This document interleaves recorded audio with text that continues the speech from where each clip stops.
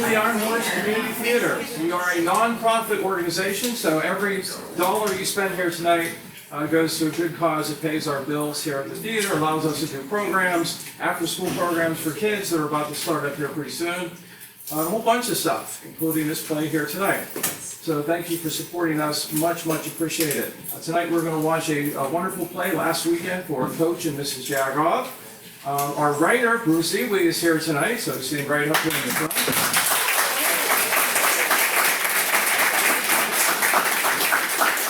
I'd just like to thank London King and the Iron Horse Theater Company for believing in my play. When I was shopping this play around to local theater companies, I found there wasn't a booming market for new works. Most theater companies, large and small, wanted to produce plays that the audience was already familiar with, that were in effect pre-sold. The Iron Horse has been a happy exception, and I'm so thankful you're all here. I hope you enjoyed the play.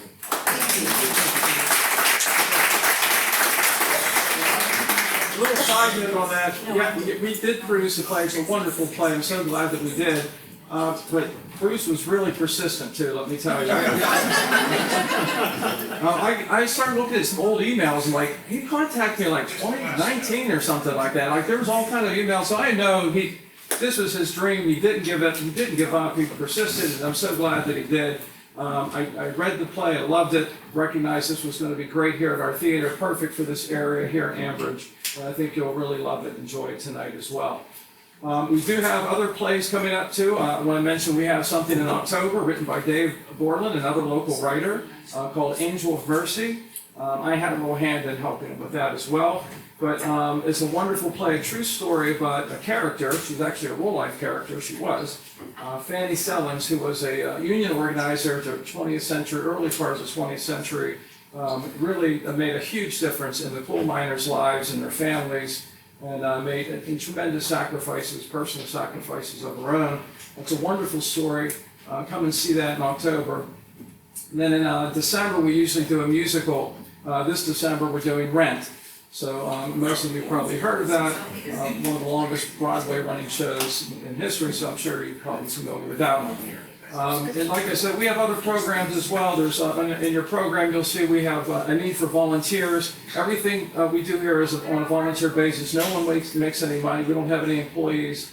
Everyone you see, myself, the actors, the director, the writers, everybody, it's a volunteer thing. So we try to support local talent, people who want to get up here and show their talent. Other places don't allow that too often, so we try to open our door to everybody so that gives people opportunities. That's what we're about. So we need volunteers to help with tickets, concessions, house managing, all kinds of things, backstage help, any way you think you might be interested in helping us. We have a big celebration every year in April. It's a sort of an appreciation for our volunteer night with food and drink and usually live music and a nice, wonderful evening for all of our volunteers to show our appreciation. So we certainly do appreciate our volunteers when they come in and help us out. And there's one of my best volunteers right there, Tammy, who is doing it. Thank you, Tammy. Thank you to Patty, who's out there doing the front desk. To everybody who supports us, our Larry, who's doing our tech tonight. We're recording the show here tonight as well. So thank you for all my volunteers, and thank you guys for supporting us, and I hope you come back. So sit back, don't forget, cell phones. I always forget to say it, but remember it this time. Turn the cell phones off, or at least, oh yeah, somebody missing a cell phone? We have one out there in the front desk. Somebody's missing. If you're the one, it's out there in the front desk, so I think somebody's thinking it. An iPhone. So we do have it, it's there, so we'll get it for you. But silence the cell phones, sit back and relax and enjoy Coach and Mrs. Jagoff. Thank you.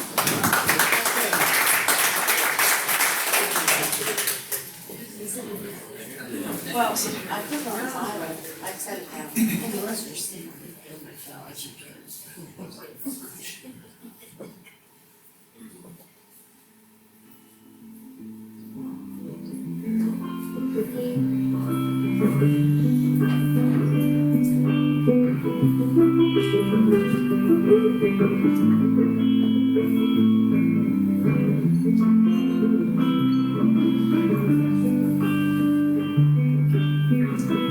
Walking the shady side down Ellsworth Avenue, wondering who I am and what I'm meant to do.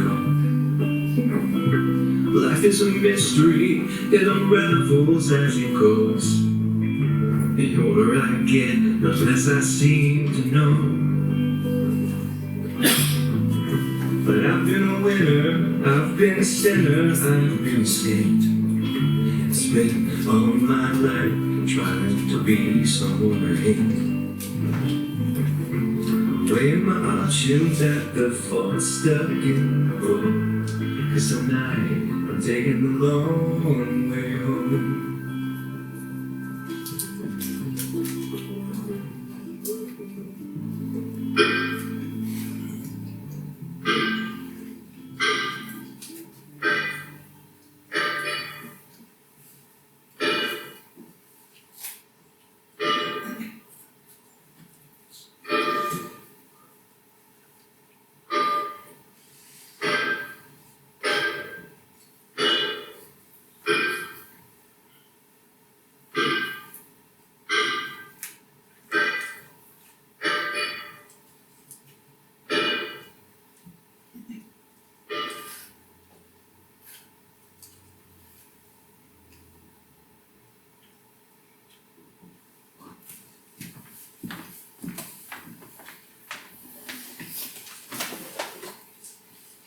In my life, there's been the steel industry and there's been football. When I was growing up, Fisk had a steel mill and a coke plant. Oh, and the coke plant blew these tiny metallic particles into the air and that. And the particles would fall from the night sky and settle on the sidewalks and the streets and the cars. And the streetlights lit it all up. And if it was that the whole town was covered with millions of diamonds and ads. Yeah, I know what you mean. I grew up in the same kind of town, in Liston, upriver. But I'm not here to talk about the steel industry. I'm here to ask for help for my Danny. Danny loves playing football for you, and I don't kid myself. I know he's not big enough to play football for a big college, but he has his heart playing football somewhere for a small school for Westminster. And I know you got a shitload of connections with college coaches and that. And I know the greasy wheel gets the grease. So I'm asking if you'll please put in a good word for Danny with the Westminster coach. Sure, I'll be happy to help. I believe Danny can play linebacker at Westminster if he puts his mind to it. I'll call Chuck Diskin, the coach there, about Danny today, and I'll follow up with a letter. Thank you. I won't ever forget this. I'm like a pit bull. I put a death grip on something and I don't let go until it's done.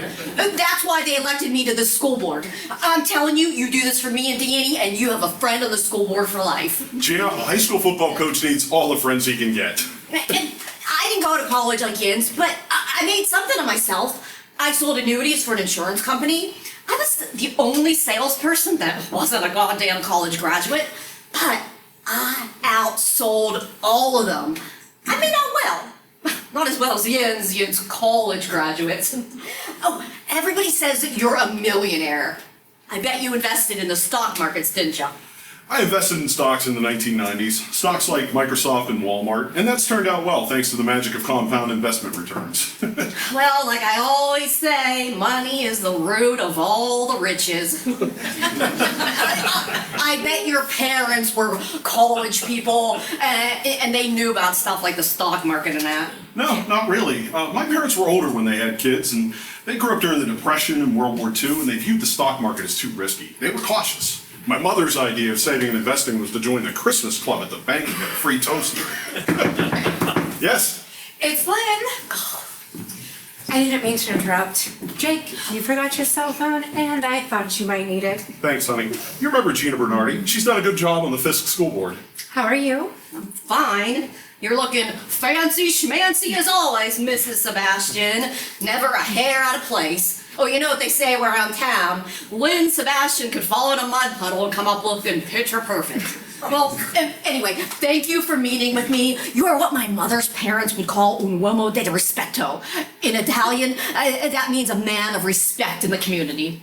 I won't ever forget this. I won't ever forget your help. I'm gonna go right down the line for you. And if anyone ever tells me that you haven't done a thing to help our football players get into colleges over the years, I'll tell that Jagoff he's got his head up his ass. Thanks, Gina. I'll get in touch with Chuck Diskin today. Oh, good luck this season. Although you don't need luck. You'll have a winning season as always.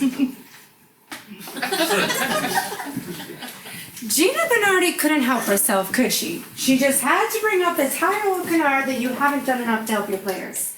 Why, you must have placed 100 of your players on college teams. What is she meeting with you about? Well, she wants her son Danny to go to Westminster, and she thinks I'm just the guy that can make that happen. Oh, really? And what are the odds of that happening? You know, of course, if he doesn't play for Westminster, you'll take the fall for that around here. No, it's doable. For Danny to go to Westminster wouldn't be the unreachable star.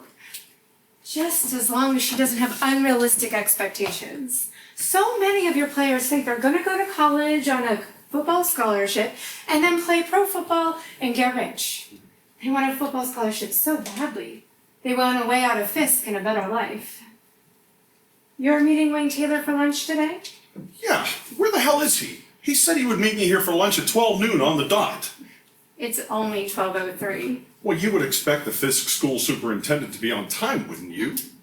Jake, in your eyes, if a person is 5 minutes early for an appointment, he's late. There's Eastern Standard Time, and then there's Jake Sebastian time. But where the hell is he? He said he would meet me here, and now he's not here. I think he's trying to put me in my place. He seems to be your ally. Wayne Taylor, an ally? He's an administrator, for God's sake, which is one notch above sex pervert on the social scale. Talk about the pot calling the kettle. If I'm not mistaken, aren't you the athletic director at Fisk High School, an administrator? Maybe you shouldn't be so hard on Wayne Taylor.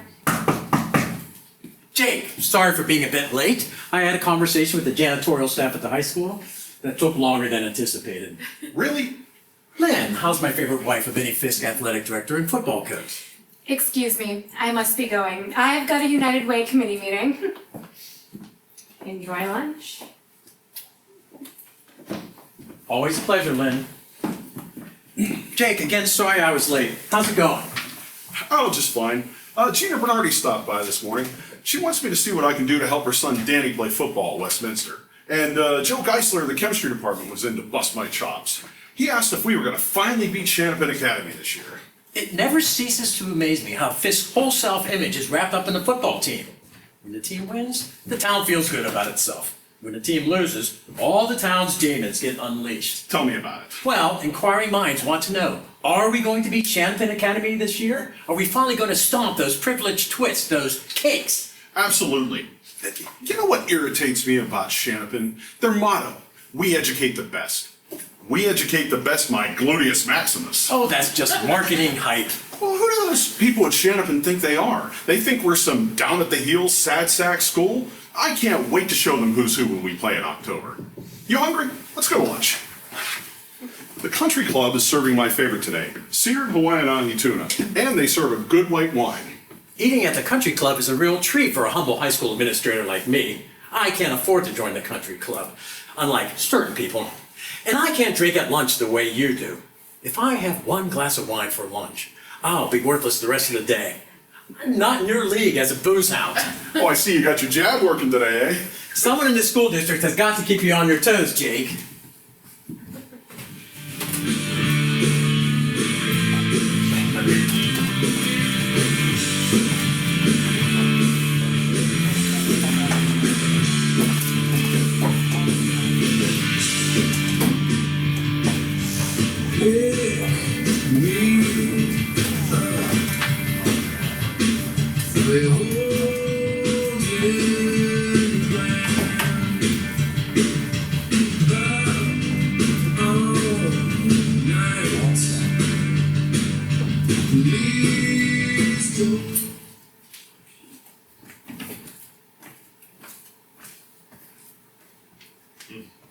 Where's Jake? He agreed to be interviewed for my radio show before practice. Can't believe he's late for his first day of practice. Must have got caught up in traffic. At 9:30 in the morning in the vast metropolis of Fisk? You've got to be kidding. I was thinking out loud, Millie. What do you think could be the problem? Oh, you know. You two are drinking buddies, aren't you? Well, we've known to have a toddy on occasion. Yeah, and Kentucky bourbon and scotch and beer and wine.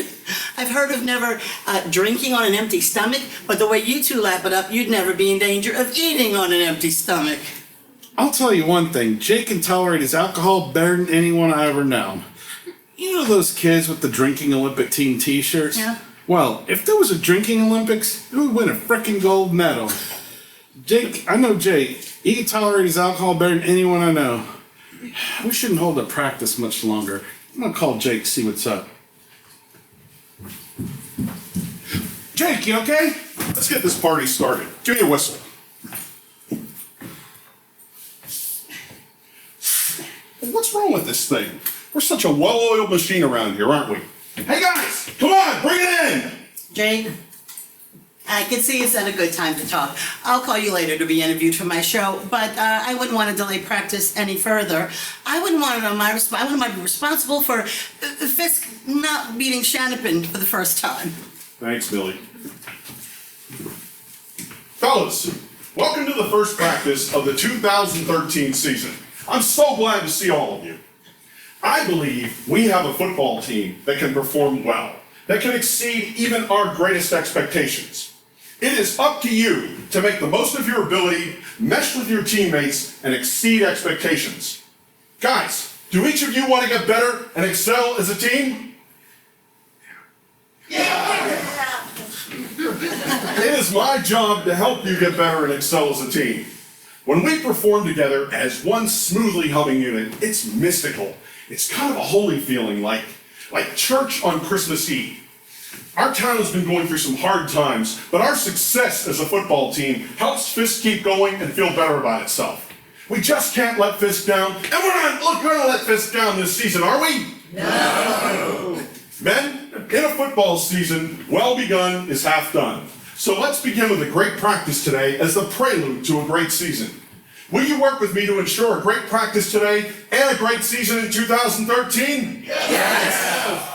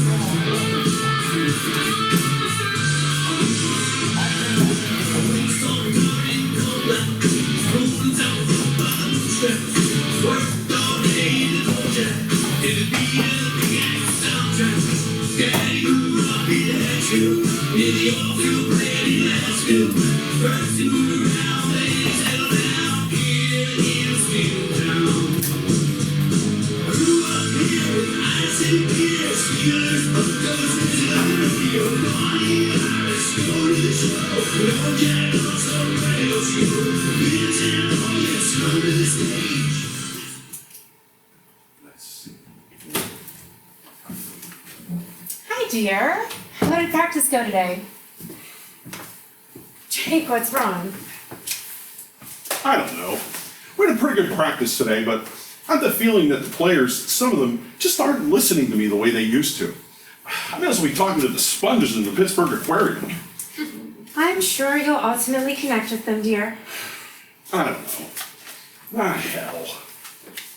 You'll feel better after you have some dinner. I'll be ready in 15 minutes. I don't want any dinner. You don't want any dinner. I'm gonna go out for a while and see Billy Stokes. Jake, please don't go drinking tonight. I'll be alright. No, you and I both know what will happen. You'll meet up with Bill and you'll have too much to drink. Please don't go. I'll be fine. You won't be fine. You won't be fine at all. Bill will encourage you to drink because he knows you want to drink. He's young and you're his boss and he wants to remain on your good side. He has nothing to do with it. If I don't want to drink, I don't drink. Why don't you stay here and we can talk? I've been wanting to talk to you about the Family Foundation. My brother called last night and he thinks we should broaden the foundation's mission. He thinks that we can do more to help families with children with disabilities in our hometown. Lynn, I really don't want to talk about your family foundation right this minute. Okay, well, what if we go to bed early and comfort each other? I just need to get out of the house for a while. I've had one hell of a day. Jake! Jake!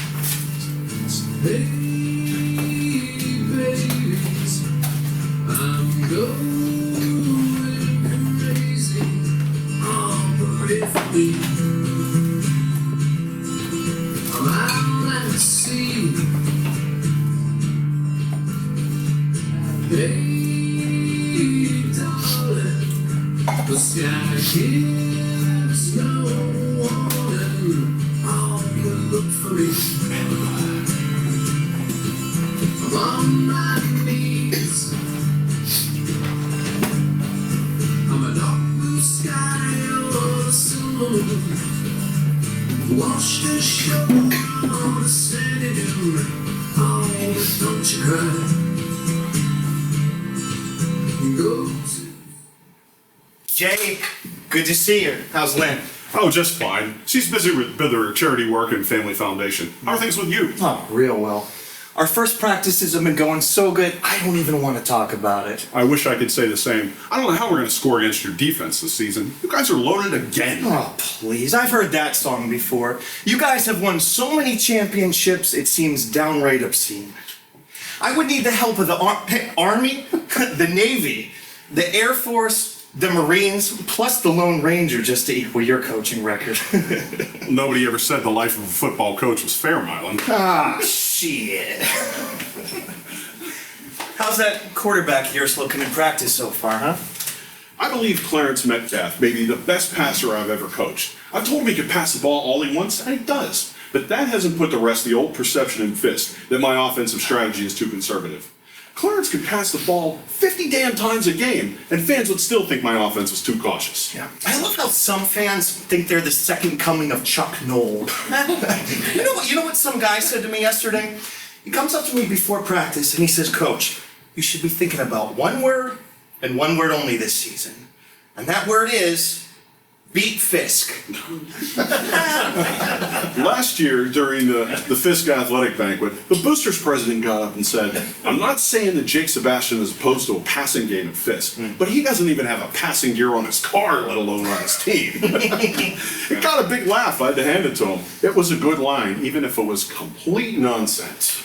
Nobody ever said the life of a football coach was fair, Jake. You know, if people talk about the income gap in this country, there's a growing competitive gap in high school football. A gap between the high schools like yours and all the rest. You guys have all the resources for training and equipment that we could only dream about. Oh, yeah? Yeah, well, just look it up, man. If you look at the record of the affluent schools versus their opponents over the past 5 years, and this is true all across the country, you'll see that the record is overwhelmingly in favor of the affluent schools. It seems almost un-American to me.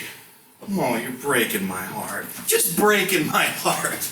I've always been in awe of your gamesmanship. You make Machiavelli seem like Elmer Fudd.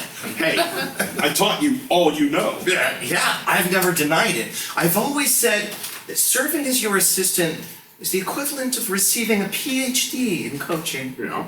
My father, he told me to get to know smart people who will lift you higher. Mm-hmm. It's one of the three things my father always told me. Yeah. Get to know smart people who lift you higher. Don't be a nobody, be a somebody. Yeah. And take your hand off it. Let it breathe. Take your hand off, let it breathe. That's priceless. It's going to be a fun season, isn't it? Yeah, you bet your adult diapers, Gramps. Hey, can I get you another one? No, thanks. For once, I'm going to quit while I'm ahead.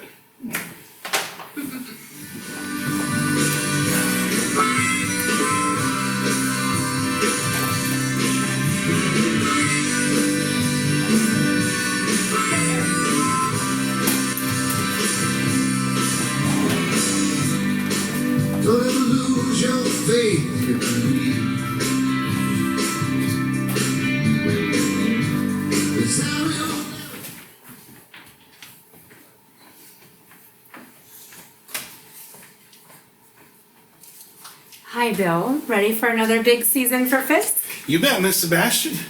Jake thinks you're going to be a great head coach someday. Well, I'm just like a human towel absorbing all of Jake's coaching knowledge. I got 3 offers from 3 different schools, and I've decided I'd take this one here at Fisk. It's remarkable how happenstance, how little things can shape your life in a big way. When I was a high school senior, I decided to enroll in Haverford College for no better reason than I liked the sound of the bell on the campus green. As it turned out, I loved Haverford. My wife went to school nearby Villanova. She's a religious type, you know, Catholic. I love to tease her with religious jokes. See if you know this one. Why did Adam and Eve do math every day? I give up. Why did Adam and Eve do math every day? Because they were told to be fruitful and multiply. Pretty bad, huh?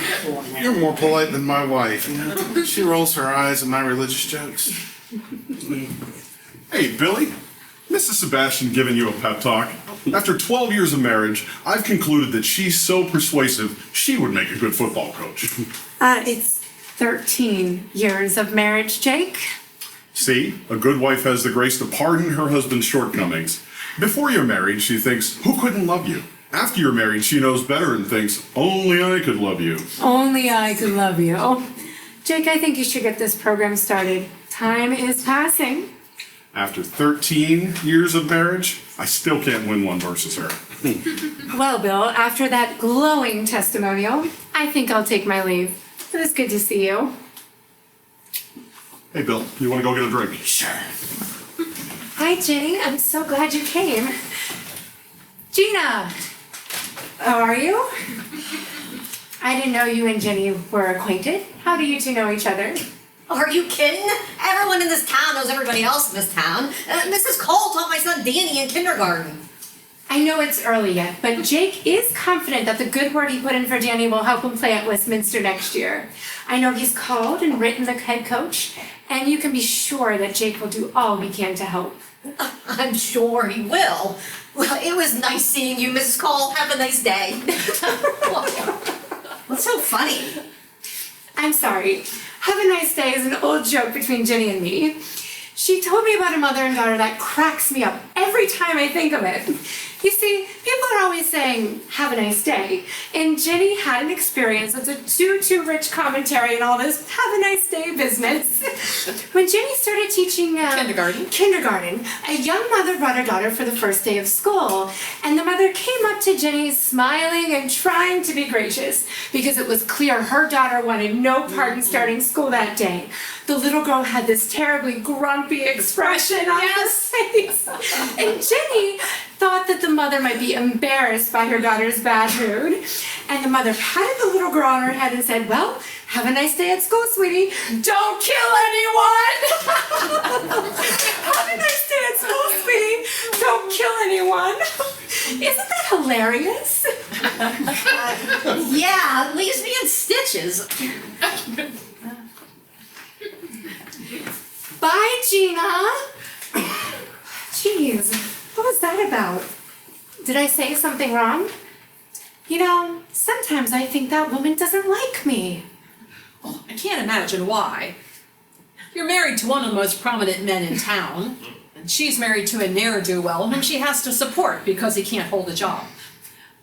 You look like Donna Reed. She doesn't. You come from a moneyed background. She doesn't.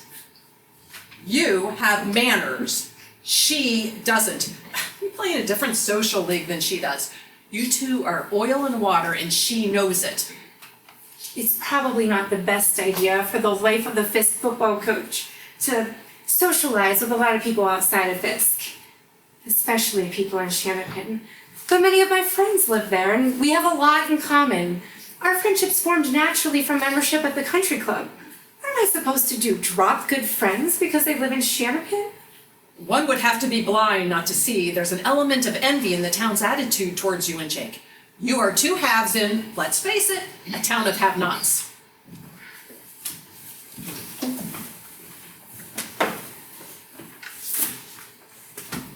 Friends of the Fisk Athletic Program, your attention please. Thank you for your presence tonight, and thank you for helping to maintain the winning football tradition at Fisk.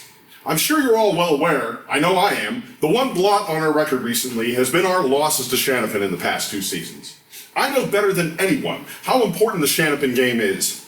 I only want to say this. I believe you're going to be proud of our players in the classroom, in the community, and especially in 63 days at the Fisk High School Stadium when we beat Shanapin.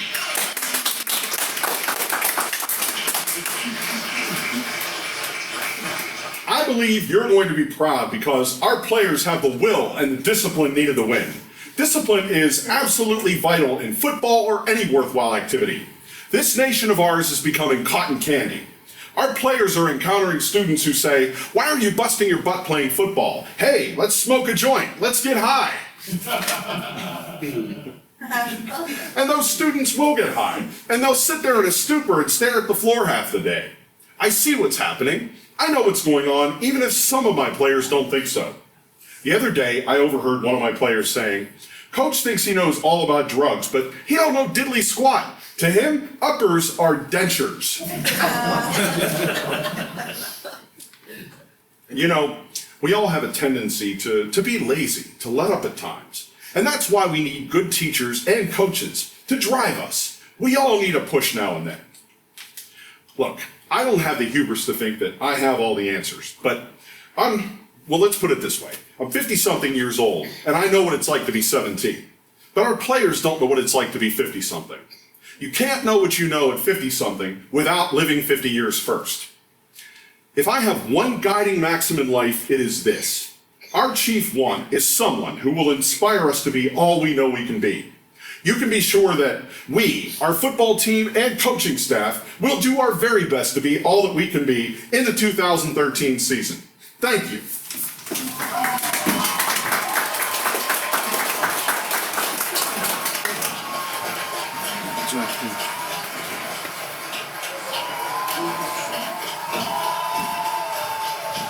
What a speaker!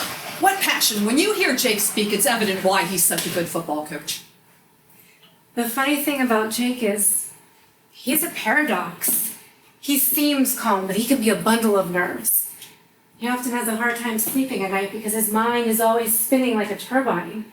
He's constantly thinking, which is one reason why he's such a successful coach. He's so articulate when he talks about football, but when it comes to anything personal, he just clams up. He just can't bring himself to talk about his feelings. His heart is a tinted window. You said Jake's like his father in a lot of ways? Jake idolized his father. His father was a football coach, and his father was uncomfortable talking about anything personal. Jake is truly his father's son. Well, girlfriend, if anyone can help Jake open up, it's you. I'm sure he's grateful to have you. I think he is. But with Jake, one can never quite tell.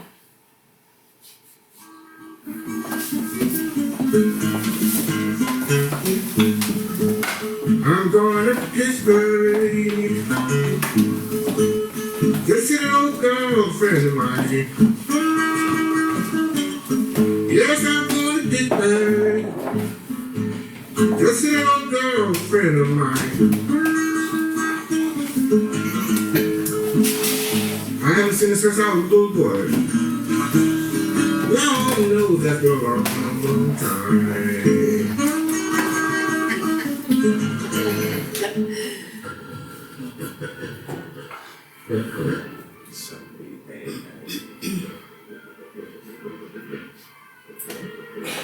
You're tuned in to the Magyar Sports on WFSK, 11:70 a.m. Over the Fisk boundary men of Fisk, Pennsylvania.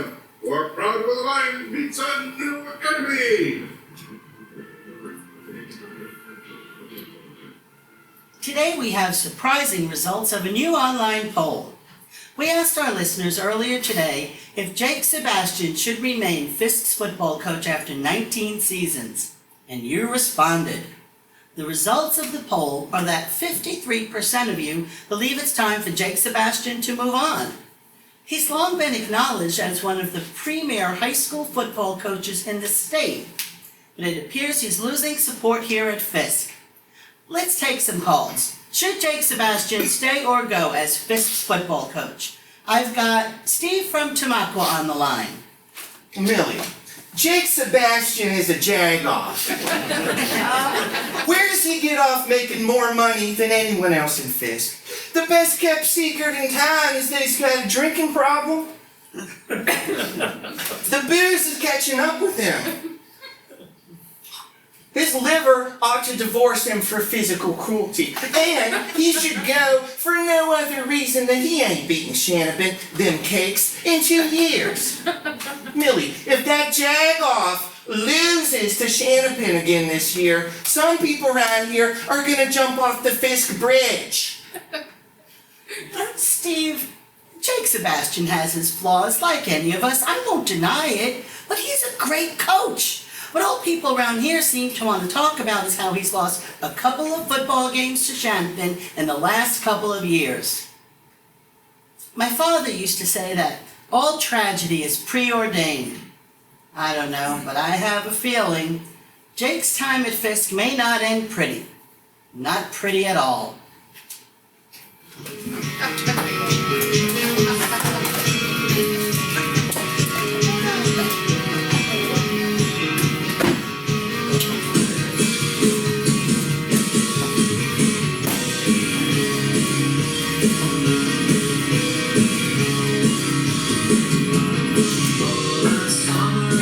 You don't regret.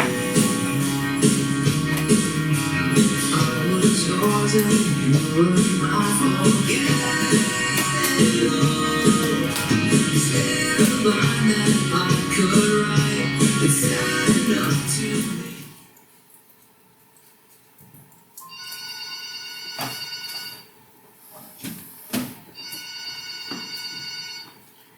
Hello, Sebastian residence. Mrs. Sebastian, this is Andy Richardson at the Valley Daily Tribune. I'd like to speak to Coach Sebastian, please.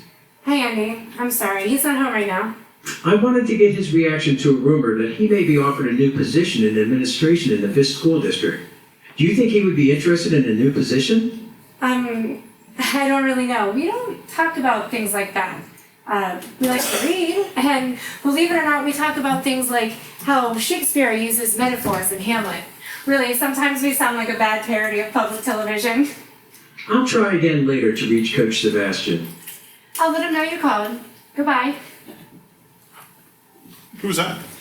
Andy Richardson of the Valley Daily Tribune. It's rumored you're to be offered a new position at Fisk. He wanted to talk to you about it. Well, Wayne Taylor stopped by today, but he never said anything about a new position. He wanted to know my opinion of the WFSK poll, saying that most people think I should no longer be the Fisk coach. And what did you tell him? I said I don't give a damn about any poll. I'm the winningest coach in Class 2A. I'm not going to let people's opinions determine whether I continue coaching. I'm still at the top of my game. Oh, so you think you're still long and loose and full of juice? Is that it? I'm not sure I put it exactly that way. Are you hungry? I had a children's clinic meeting that ran late and I didn't get to start dinner. I'm not hungry. I'm so glad you're home. All day I couldn't wait to see you.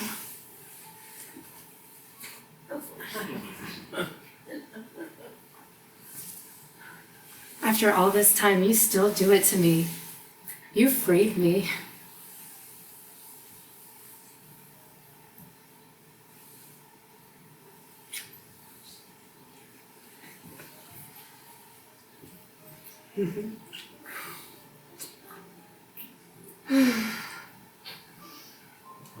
You're beautiful.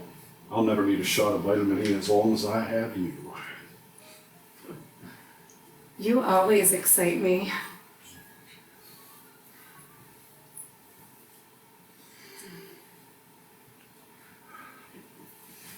Let's go upstairs right now. Let's burn down the house. You?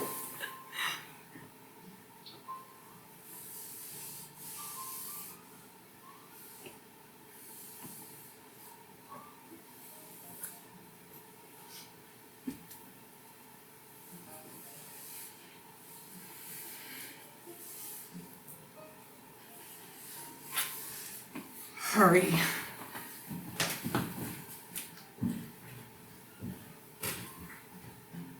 Hello, I need some inspiration. Will you go with me to the tree? It's fine that we can bring a little red wine. We're free, you and me.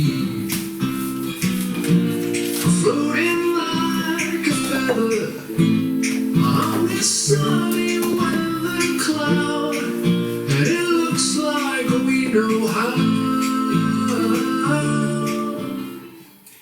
You know, parents are complaining to me about Jake. I've generally not taken these complaints seriously. You know, the usual gripes. My little darling deserves to be the star of the team, and he's not. So it's Jake's fault. But now I'm getting complaints about his temperament, about how he's hypercritical of his players. Well, I know he demands a lot from his players, and I know Danny says he's a good coach. Danny says Jake's been talking a lot about the dangers of complacency lately.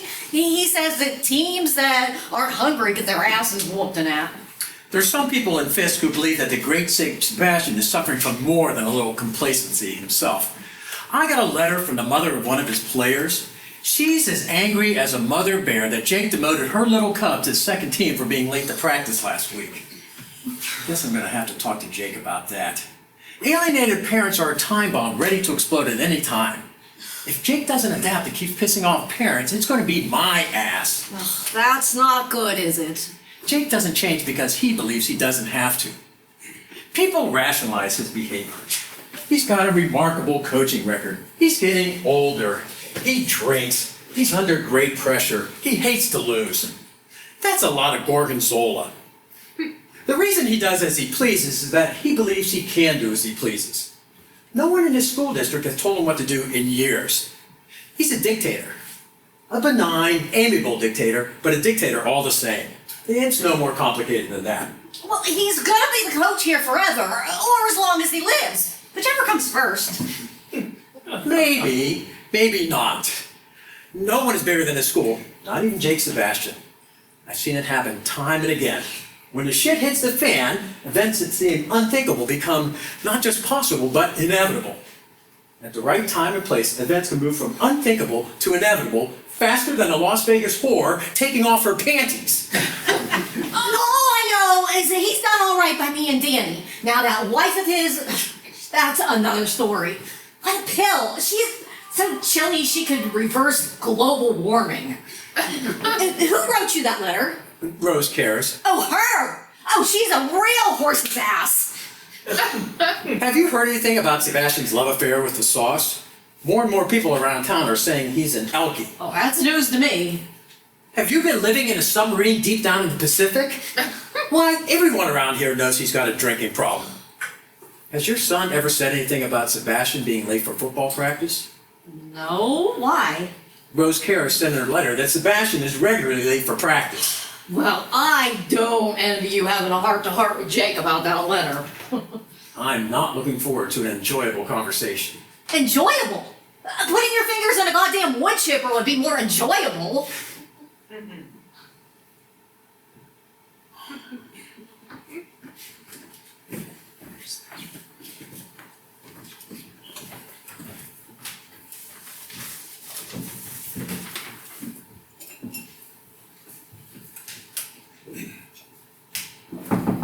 You want to see me, Wayne?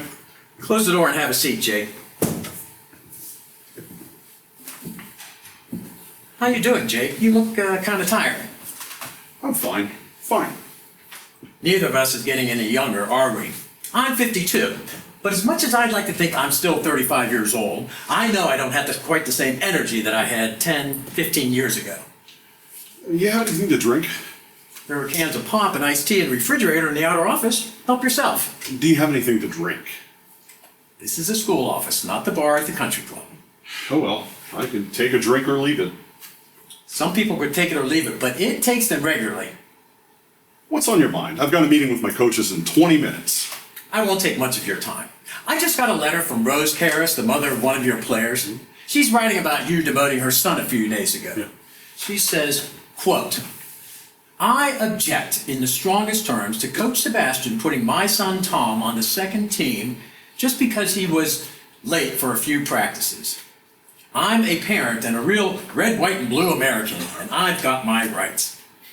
Everyone knows that Coach Sebastian is late for football practice all the time.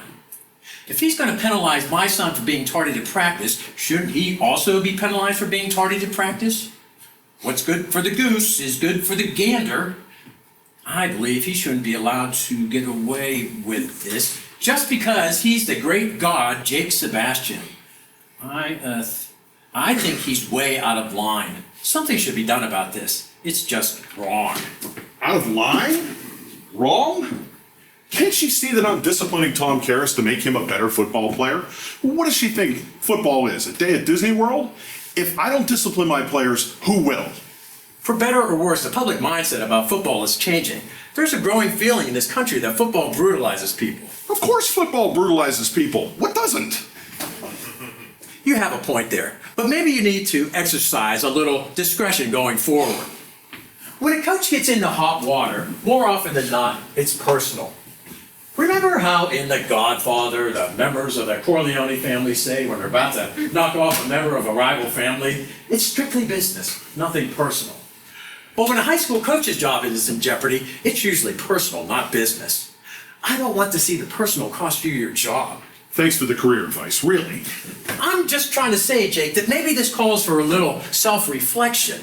Maybe you should think about how this could affect the image of Fisk High School in the community.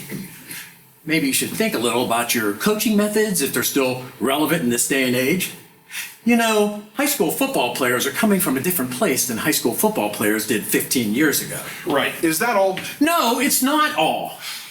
What's this in Rose Karras' letter about you being late to football practice regularly? I was unaware this was an issue. She's trying to divert from her son. It's an old story. When you have an issue and you can't make a case on its merits, you try to smear someone. Please think about what we've talked about, will you? I will always go out of my way to support you.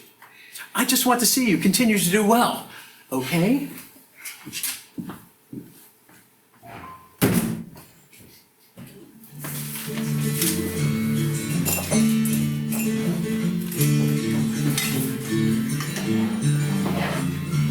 Liquor stores and churches, whiskey on the host.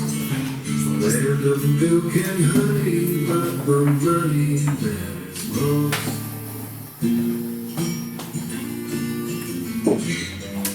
Sell your soul to me.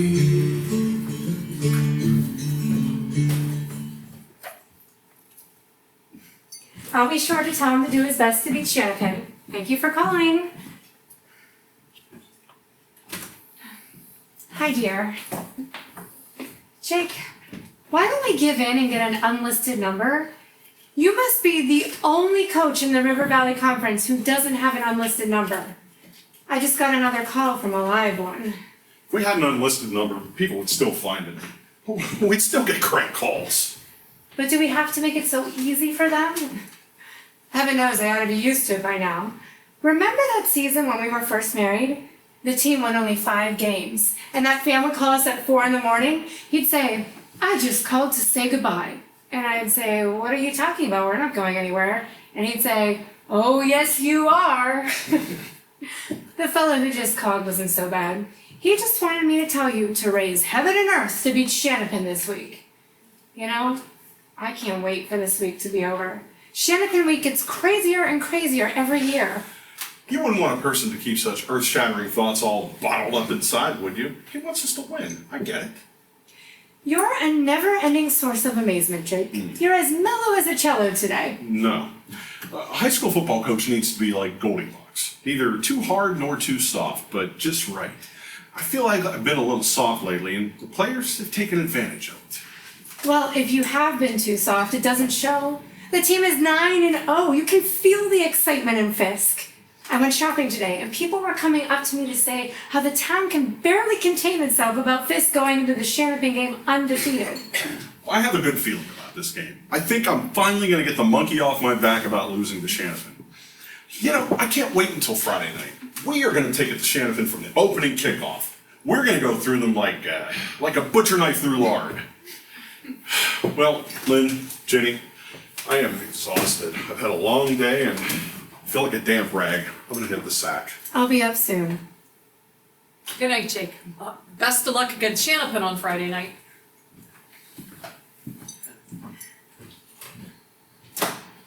Tell me, with all the pressure and buzz around town, it must be tough living with Jake the week of the Shanapin game. He isn't home much during Shanapin week. He leaves for his office at 5 a.m. and comes home late most nights. Or sometimes he just sleeps on the sofa in his office. It's been that way all the time we've been married. Well, all of it doesn't seem to have affected your marriage. When I came to Fisk to teach and started dating Jake, I never thought I would marry. Many of the guys I dated in my 20s were jerks. They wanted a quickie before you even got in the car on the first date. Well, the joys of dating. Honestly, I would rather drink pond scum than have to start dating again. Dating just hadn't worked out to Jake. He's been a good husband, and a good companion, and a good provider. The only thing is he can be so damn closed off. If he has a few scotches, he loosens up. But sometimes I get so frustrated with how closed-mouthed he is, I've been tempted to double starch his underwear. Oh, we have our husbands, don't we? You know what I call my Sam? Mr. Live Wire. He's sound asleep in front of the TV by 9 o'clock every night. I tell him, Sam, if you want to keep our marriage percolating, you're going to have to stay up later. We all have our husbands. All I can say is Jake has respected my need for some measure of autonomy in marriage. And I've been fortunate. Jake makes enough between his Fisk salary and our investments to more than meet our needs. And I've been free to do whatever I wanted. Whatever I found interesting and rewarding. I'm happy in marriage. Happy in marriage. A friend of mine who just got divorced said happy in marriage is a contradiction in terms. You and Jake might be the exception to that rule. Your marriage has even survived the pressure of Jake coaching at Fisk. I get the sense he's feeling more pressure lately. He has this tremendous coaching record, but the people here are absolutely obsessed about Fisk losing to Shanapin the last 2 seasons. The way some people in Fisk think, losing 2 in a row to Shanapin is practically the biggest calamity since the Great St. Patrick's Day flood of 1936. I suspect that in his heart of hearts, Jake didn't think we would beat Shanapin the last 2 years. But I think that he believes we can do it this year. But it won't be easy. That sports writer for the Valley Daily Tribune, the one who predicts the high school games. The Sideline Sal. Sideline Sal. He picks Shanapin to win by 3 points. What does Sideline Sal know? Go Fisk.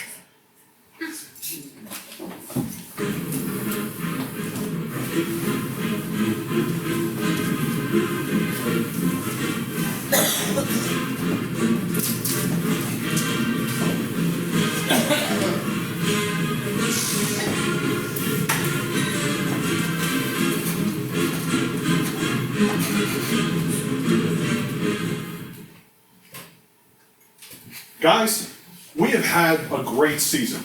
We've won 9 straight ball games. We are peaking at just the right time for this, our greatest test. This is the game, capital T, capital G. Always was, always will be.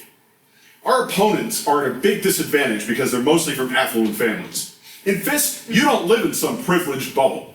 You weren't born with silver spoons, but tonight you'll be facing players across the line who were. And I'm confident you will show your grit to bring home a victory. If we execute the fundamentals as effectively as I know we can, there's no question we will win. I hate to lose. You hate to lose. In the 89-year history of this game, do we want to go down as the Fisk football team who lost to Shanapin for 3 straight years? No. Do we want to win today for our school, for our family, for each other, and for our glory and accomplishment? Yes. Are we going to show everyone who the true River Valley Conference champions are? Yes!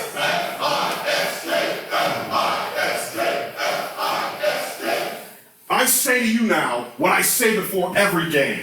Be aggressive. Do rather than try. And most importantly, go out there and have fun. I believe that together, we will make tonight ours.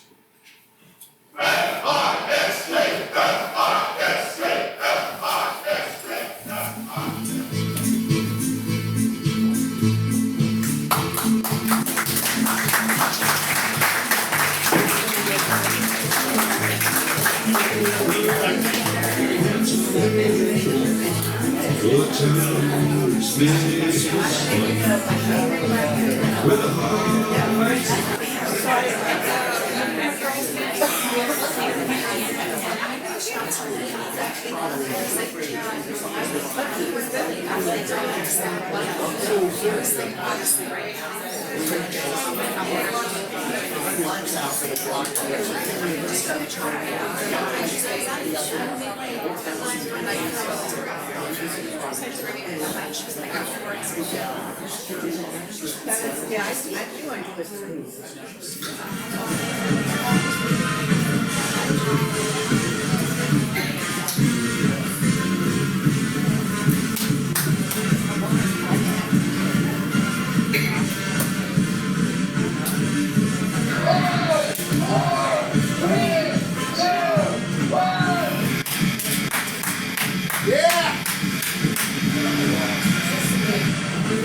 All right.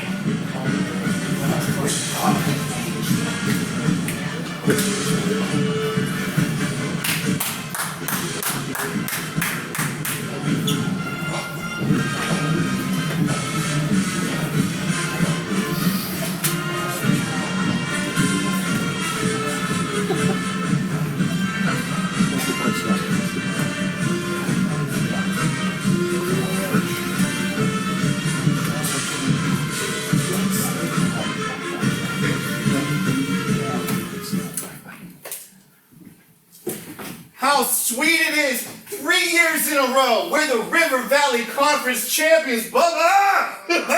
Now it's on to the playoffs. Give me some. Anybody want to give me 5? Yeah! Right here, right there, right here. Okay! Yeah, Bubba! This is Millie Magyar for WFSKAM with a live post-game report on tonight's big battle between the Fisk Foundrymen and the Shanapin Warriors. It was a valiant effort, but Fisk unfortunately came up short tonight, losing by the score of 7-6. The game was tighter than a miser's wallet. Fisk started out strongly, scoring on a 17-yard pass from Clarence Metcalf to Sonny Stoico in the first quarter. But in what turned out to be the decisive play of the game, the snap from center on the point-after kick was fumbled. Clarence Metcalf picked up the loose ball and tried to reach the end zone, but was tackled on the 6-yard line. In the second quarter, Shanapin came back with a lengthy drive that was capped by a 29-yard pass from Carter Haddon to Len Groff. The game was decided when Shanapin's kicker, Barkley Wells, booted the ball through the uprights for the extra point. And that's all she wrote. I'm here with Jake Sebastian, Fisk football coach, to get his perspective on the game. Jake, that was a tough, heartbreaking loss for Fisk tonight. How would you size up your team's performance against Shanapin? Well, we played hard, but we came up short. It's that simple. When we scored in the first quarter, I thought, this is going to be a good game. We did play well, but obviously not quite well enough to win.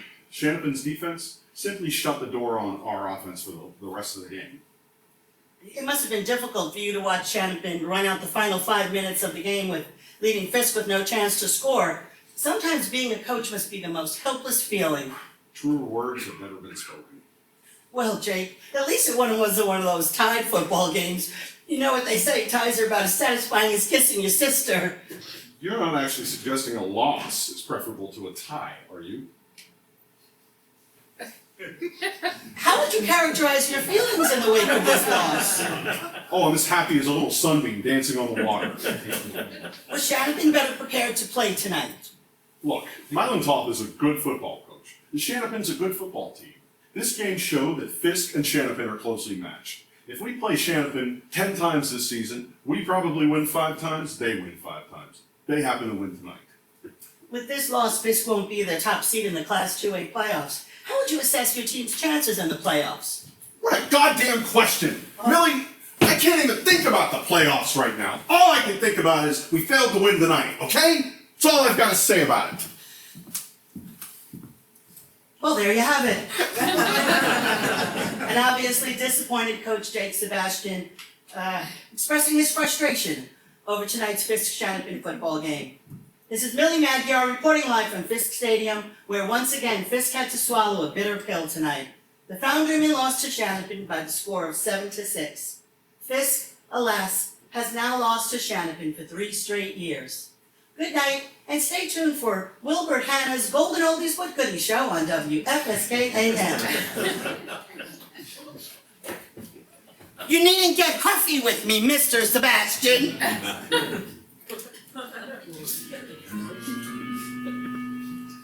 Some people say a man is made out of mud. A poor man's made out of muscle and blood.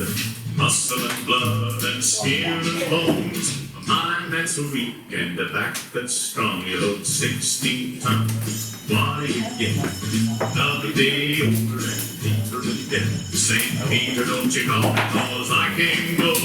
I owe my soul to the company store.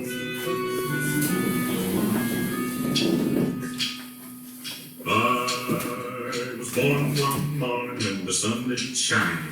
I picked up my shovel and I walked to the mine. I loaded 16 tons. For a lot of people in Fisk, when we don't beat Shanapin, they consider the entire season a flop. And a lot of people in Fisk are exercised that Fisk has now lost to Shanapin for 3 straight years. Exercised? Oh, what in the hell does that mean? Are people doing push-ups or something? It means they're upset. Listen to you, exercised. What kind of pinky finger teeth lifting word is that? Speak English, will ya? Anyway, since the Shanapin loss, Jake Sebastian has been in an odd mood. He told me he was talking to one of his players about World War II. He said that World War II seems like ancient history to his players. Well, World War II was more than 70 years ago. Even 5 years is a long time in America. Hell, some of his players probably think Pearl Harbor is a big band singer from their grandparents' generation. You think Jake's having a hard time getting over to losing to Shanapin again? I think Jake better watch his ass. If I know one thing about organizations, it's that you need allies to survive. He has alienated a small army of people in Fisk over the years. And he's also more isolated. And that's not a good place for anyone to be in any organization. And if that isn't true, you can kiss my ass under Kaufman's clock at high noon. I wanted to talk to you about Jake.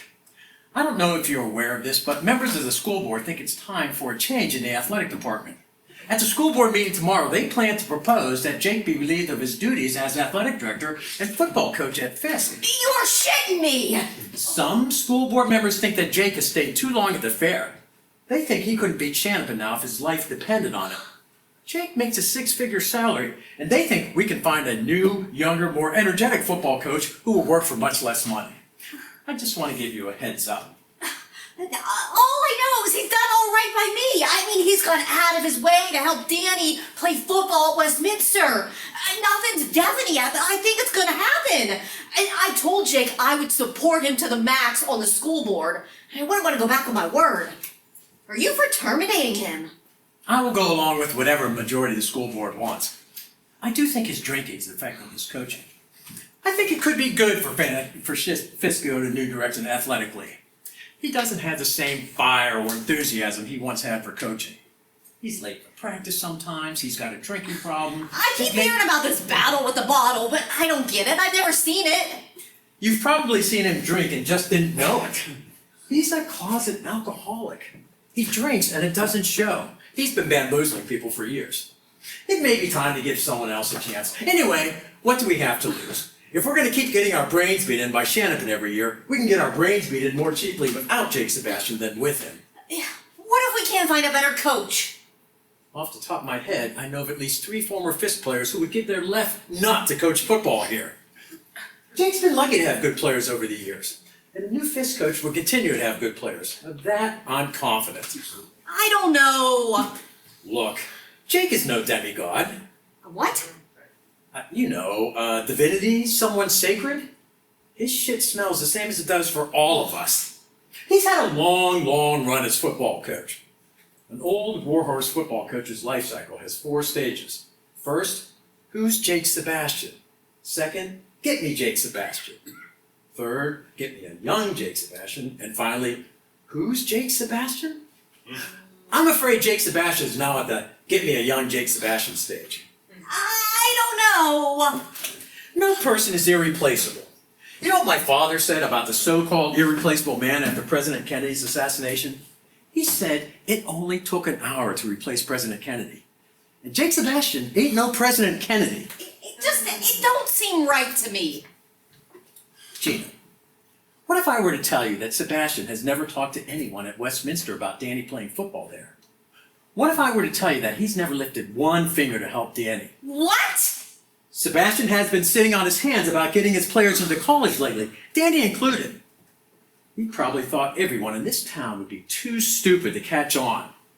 He's so full of himself, he believes his IQ ought to be displayed alongside Jumbo the Elephant in the Natural History Museum in New York. No, I can't believe it. I don't know what to believe. Just how do you know Jake hasn't done a thing to help Danny get into Westminster?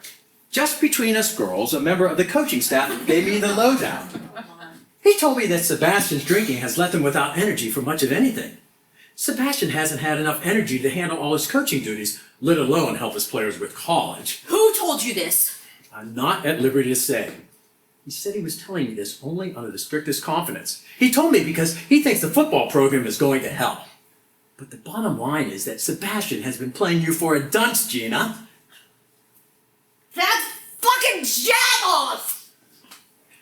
Look, Gina, you really don't think Sebastian should remain Fisk's football coach, do you? I believe the school board should present a united front on this. The vote to retain or terminate Jake should be unanimous. I don't have to tell you that the members of the school board look up to you and value your opinion. Frankly, they asked me to see where you stand on this. If you're for terminating him, it will be decisive.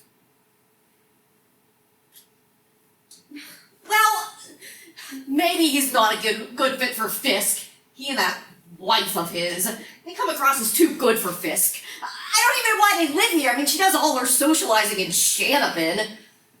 And he does make a ton of money with Fisk. What the hell? He's a rich bastard and he don't need the money. Maybe he's not worth it anymore. So what do you think? If the rest of the school board thinks Jake Sebastian should be terminated, I guess I'll go along tomorrow night. Thank you. Thank you. It's now just fade away. Don't ask me anymore. So instead of burning bridges, well, we should be sewing stitches in the holes in our hearts. Maybe it's so hard for us to live. Maybe these bones will have the day.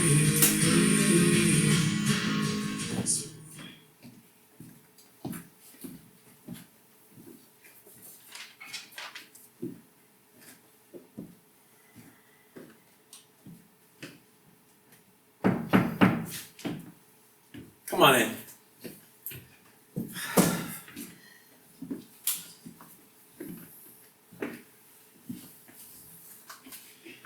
Jake, the school board met last night, and the school board believes it's time for a new direction in the athletic program at Fisk High School. It's the position of the school board that it would be in the best interest of you, the athletic department, and the Fisk School District for you to resign. I regret that it has come to this. You know, I heard about the school board's vote and I thought about resigning, but why should I make it so easy? Do what you have to do. Is that your final decision? Are you sure you won't reconsider? No. I see. Just so you know what's next, I will make a public announcement tomorrow morning that your services as athletic director and head football coach at Fisk are ending as of the end of the year. I think it's best if we keep it short and sweet. All of you can go to hell. Sorry you feel that way, Jake. Oh, who are you kidding? You're not sorry at all. You know, I want to know one thing. Why am I being fired? The school board believes it's time for a change. You know, there doesn't need to be a reason to terminate you. You serve as athletic director and football coach at the pleasure of the school board. You can be let go at any time for any reason at all, or for no reason at all. And there's absolutely nothing you can do about it. If you don't believe me, check your employment contract. Well, then do what you have to do. Won't you reconsider? It would be better for everybody. The school district, the school board, the football program, the town, and you, if you would resign. You could resign and we could announce that you plan to seek help for your drinking problem. You son of a bitch. What the hell are you trying to pull here anyway? You know, you can keep this job. I wouldn't give you the satisfaction of resigning, asshole. I'm sorry you feel that way, Jake. I see no point in continuing this conversation further. Go to hell!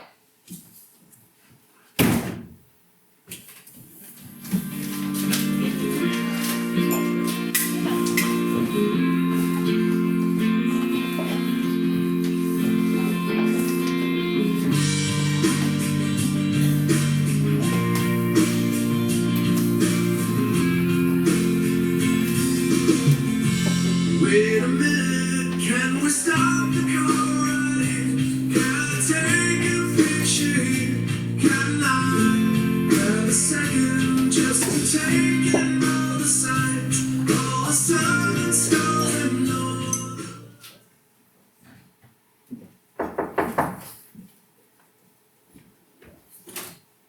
It was so kind of you, Jenny, to come over.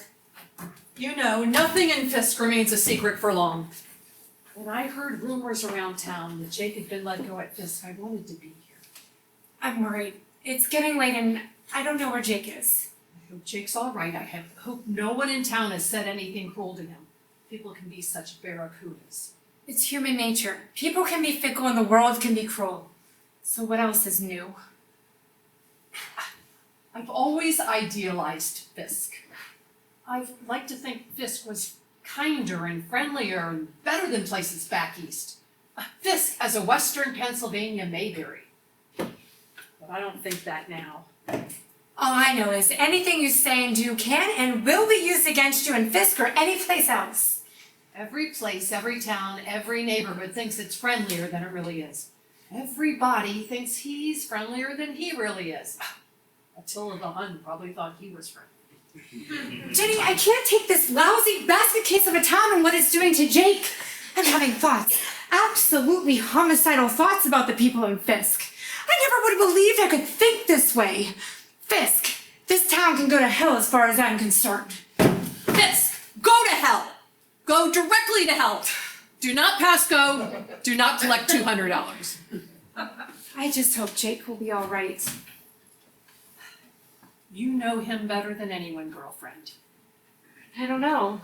In a lot of ways, husbands and wives are mysteries to each other, no matter how well you think you know each other. Jake. Hi, honey. Hi, Ginny. I'll be going now.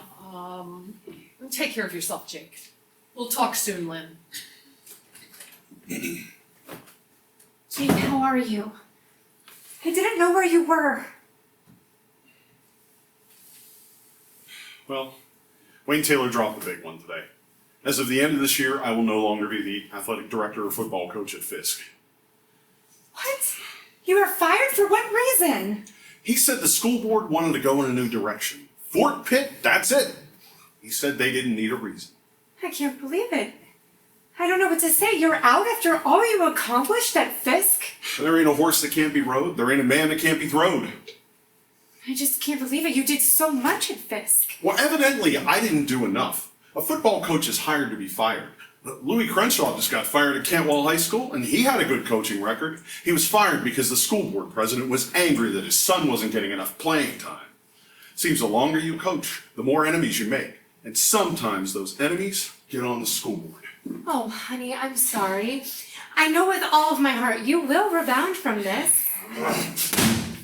Oh, Jake, let me get some ice.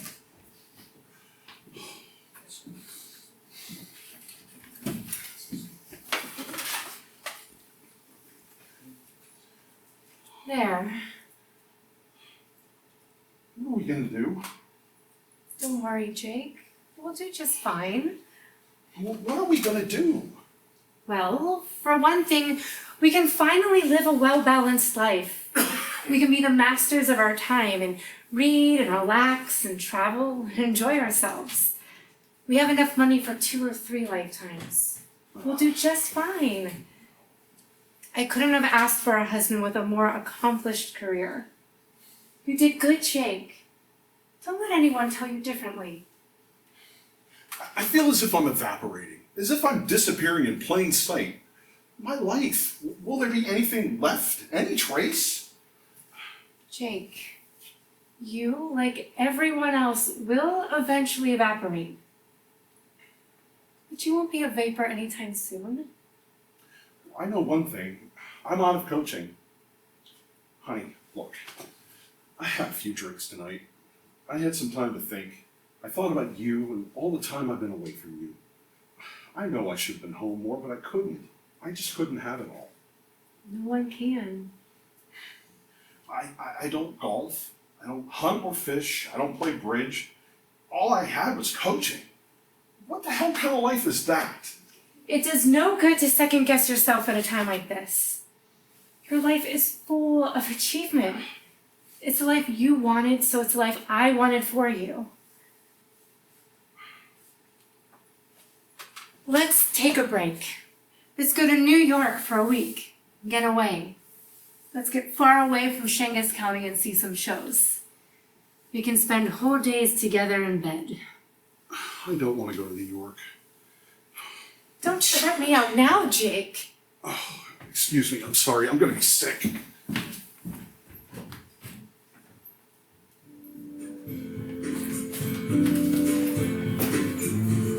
It's another morning day and it's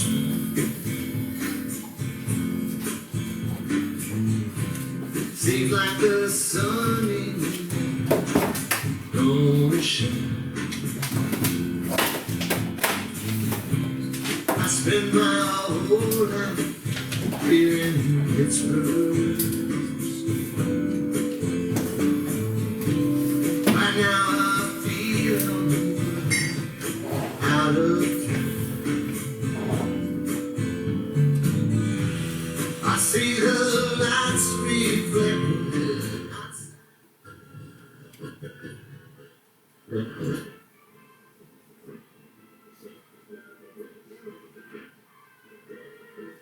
You're tuned in to Millie Magyar, sports on WFSK, 11:70 a.m. Home of the Fisk Pounder in Fisk, Pennsylvania. We're proud to align Pizza New Academy. Good evening. I suppose by now most of you have heard the big news. Jake Sebastian is out as Fisk football coach after 20 years. Last night, the school board voted to terminate him. After 20 years, it's going to be strange for Jake Sebastian to not be Fisk's football coach. It seems as if he's always been around, like I Love Lucy reruns. I had a hunch he was on his way out at Fisk. I had a hunch the powers that be would finally do this to him. I have Wayne Taylor, Fisk superintendent, on the line to discuss the termination of Jake Sebastian. Wayne, good evening. Thank you for taking the time to talk to us tonight. I imagine the whole town wants to know, above all, why the Fisk school board saw fit to fire Jake Sebastian. Millie, thanks for having me. I would like to read a brief news release that's being distributed to the media today. The news release reads as follows. Effective December 31st, 2013, Jacob Lawrence Sebastian will no longer serve as athletic director and head football coach at Fisk High School. It is the unanimous position of the Board of Education of the Fisk Public Schools that the athletic department should move in a new direction. The Board of Education and the Fisk Public Schools want to thank Coach Sebastian for his years of service. Everyone associated with the Fisk School District wishes him all the best in his future endeavors. Wayne, could you The tell us decision what to relieve Coach Sebastian of his duties was a decision that the school board believed it needed to make. A committee will be formed to select a new head football coach and possibly a separate athletic director. We have one of the greatest programs in high school football in Western Pennsylvania. I want to assure all of Fisk that a new coach will be selected as soon as reasonably possible. I'm confident that great days are ahead for our football program. Wayne, most people in Western Pennsylvania are absolutely stunned by this firing.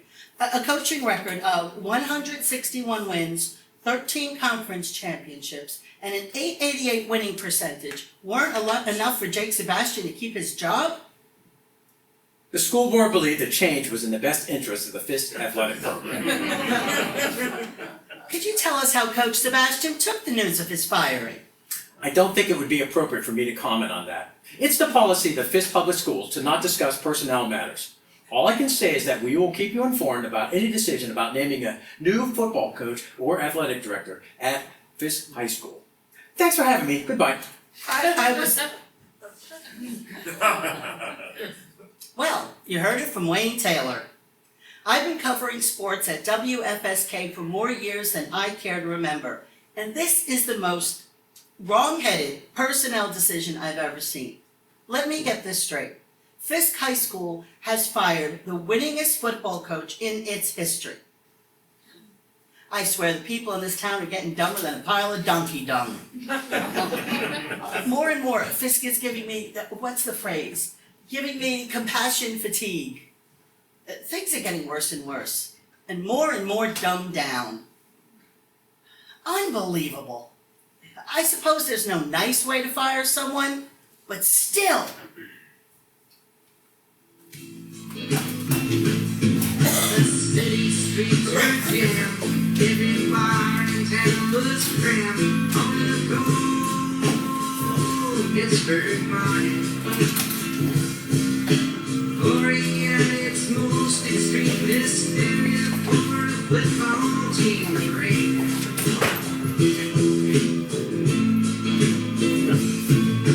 Down the street a ways, in behind the five-dirt walls, under your wall, feet of the fire train. So feel you live along, oh, never bring my telephone to me turn. Born 70 years ago.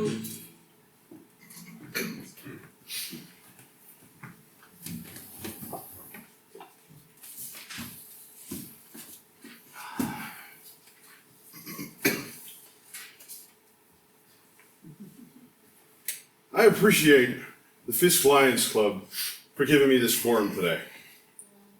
First of all, I want to say I'm not bitter about being fired as the athletic director and football coach at Fisk. I've moved on. Bitterness is a monumental waste. Life is 10% what happens to you and 90% how you respond to it.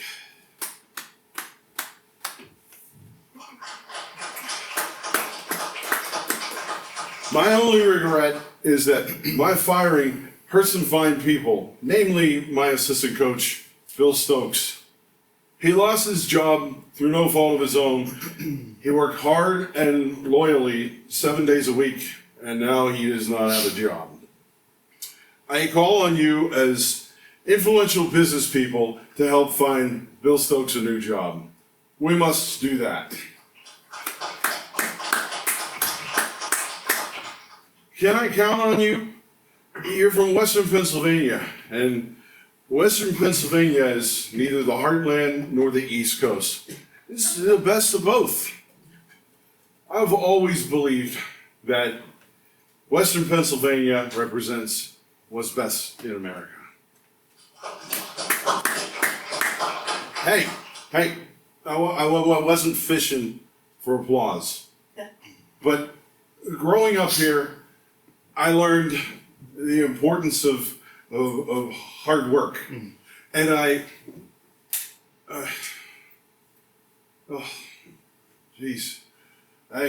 forgot what I wanted to say here. I'd like to thank my great coaching rival, Milan Toth from Shanise Academy, for being here today. Milan, will you say a few words? Yeah.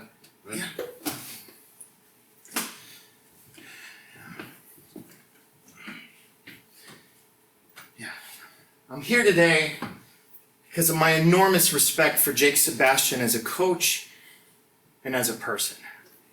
His remarkable coaching record speaks for itself. I believe Fisk owes him a debt they can never truly repay. Now, 2 weeks ago, Jake called and asked if I would come to this Lions Club meeting. I had to tell him, unfortunately, I already have another commitment today downtown. And Jake said, well, you can break that commitment, can't you? Now, I'm 35 years old, a husband, a father to 3 beautiful children, and the head football coach at a highly regarded secondary school. And I still can't say no to him after all these years. Now, I assume most of you are Fisk fans. Yeah? Yeah. So most of you can go to hell as far as I'm concerned. Hey. Alright. I'm just here because of Jake. I trust you will do what you can to help Jake find a job for his assistant coach. Yeah, come to think of it, I should hire Bill Stokes. It would give me an edge when we play Fisk in the future. You know, what the hell? What I said before, it was a lie. I was angry and bitter about being fired, and ashamed. You lousy bastards in this town wouldn't help an old lady across the street because you'd think it was socialism. Do you know why geese fly upside down over Fisk? Because they can't find anything in Fisk worth defecating on. I agree with Milan. All of you can go to hell! Okay, alright. Come on, time for us to go home, Jake. It's time to go home! Go home! Okay, this concludes today's program. Thank you for coming. Come on, look. No? Yeah, we'll get you.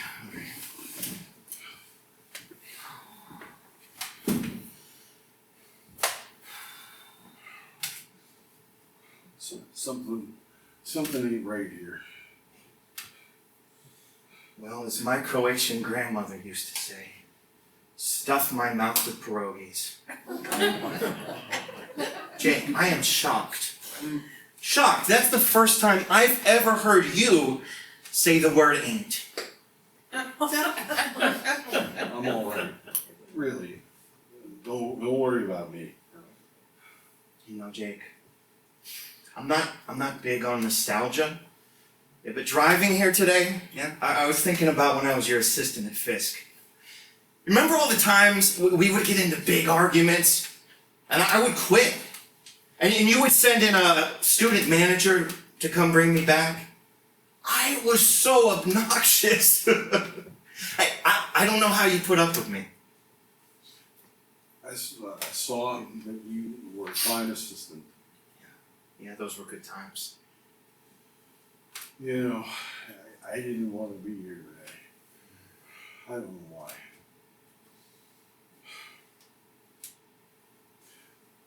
After 8 years, you and I are never going to coach against each other again. Well, hey, all good things gotta come to an end, huh? Hey, when I heard you were out as football coach at Fisk, I felt so damn sorry. In a funny way, I felt sorry for me. I missed not coaching against you already. It's good of you to say, Milan. I wish I were dead. Oh.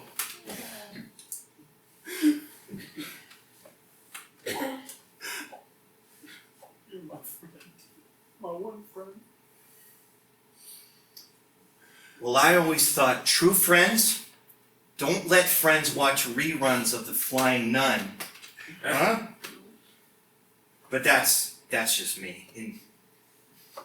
In any event, friends don't just stand by when their friends are struggling. So, I'm going to talk with Lynn. And we are going to get you some help right away. We've got your back, my friend. Just like text, I shouldn't send. And I got neighbors that were like strangers, we could be friends. I just need a way out.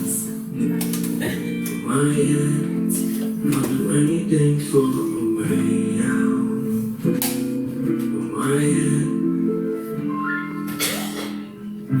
From my way, this feel like living. Some alternate reality. And I was drowning, but now I'm swimming. Too stressful waters to relate. Living on the days I go. Spend a little time in.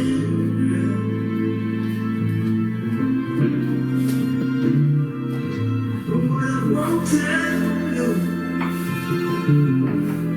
I'll probably never even tell myself. Don't you know that sunshine don't feel right when you're inside all day?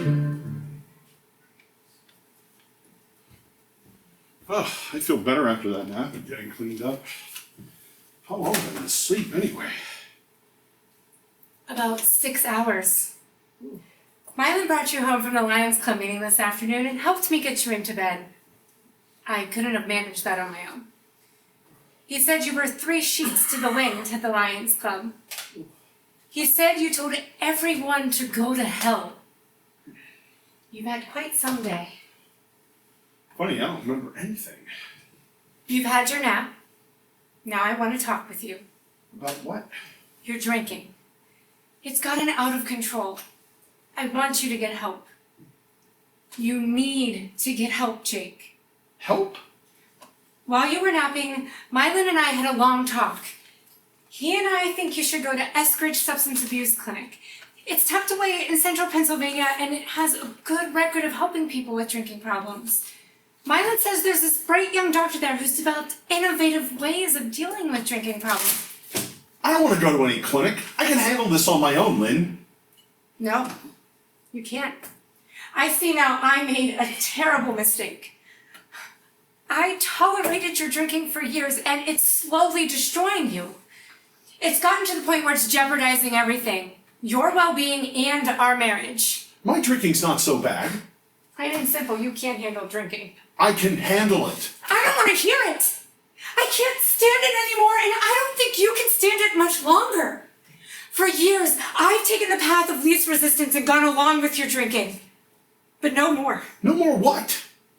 Jake, I love you, but if you don't get help with your drinking problem, I'm leaving you. I've arranged for you to go to Eskridge. We are leaving Friday morning, and if you refuse to go, I'm done. You certainly have been busy. You did all this in one afternoon. It's about time I did something. Way past time. So, Jake, what's it gonna be? I don't want you to leave, but I don't want to go to some goddamn clinic. And I don't want any arguments. Jake, you've been highly successful in your profession. You've been a good husband. You've never been argumentative or mean or violent with me. But I made a big mistake in our marriage. I permitted you to avoid taking responsibility for your drinking problem. It was a terrible, terrible mistake.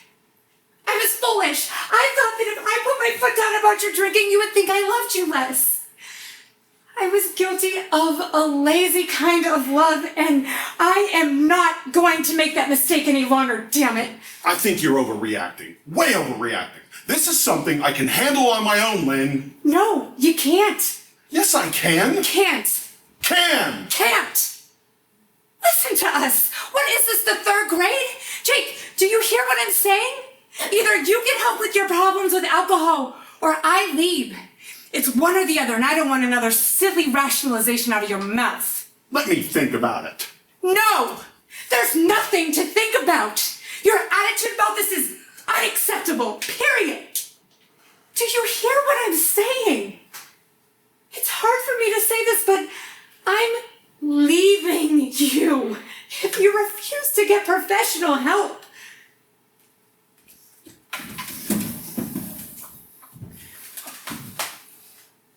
Jake, I love you. If we split, part of me will wither and die. I'll miss lying beside you in bed. I'll miss your interesting mind. I'll miss hearing you come in the door at the end of the day. I will miss your touch. I will miss us. But I can't just stand around and watch drinking slowly destroy you. I can't keep seeing you use alcohol to deal with the pain of life. Let's together find another way to help you deal with your pain. You've been a winner all your life, Jake. Don't self-destruct on us now. Please. I feel as if all that winter stuff has just been pounded out of me. You know, maybe you should get the hell out of here. Spend some time back home. I'm sure your brother would enjoy seeing you, and you're always talking about spending more time on your family foundation. What? Is that what you want? Is that what you really want, for me to leave and end our marriage? I don't know what the hell I want anymore! Jake, don't throw our marriage away and all the work we put into it. We've been married for 13 years. 13 years of dancing and laughter and tears and affection. You know as well as I do, people don't stay married because they're madly in love with each other. People stay married because they choose to stay married. I don't think you want to throw all of it away. I know I don't want that. Choose our marriage, Jake. Look, I'm no expert on alcoholism, but you need help. Your father was a good man, but he was a drinker, and it might run in your family. Hey, don't drag my father into this. Your father was a fine man. In his day, people thought alcoholism was a character flaw, and today, experts say it's a disease. It's funny. The experts would have saved themselves a lot of time if they just talked to my father. He always said that drinking was the long-time Western Pennsylvania disease. Maybe he was more right than he knew. I believe your father would want you to get help. I know I want you to get help. So what's it gonna be? My father. Oh, my father. Okay. Thank you, Jake. Thank you. I know this isn't easy. Coaching football is like a day at the shore compared to admitting you need to change. I'm so proud of you. And I know your father is looking down at you, and I know he's proud of you too. Trust me. We're gonna get through this together.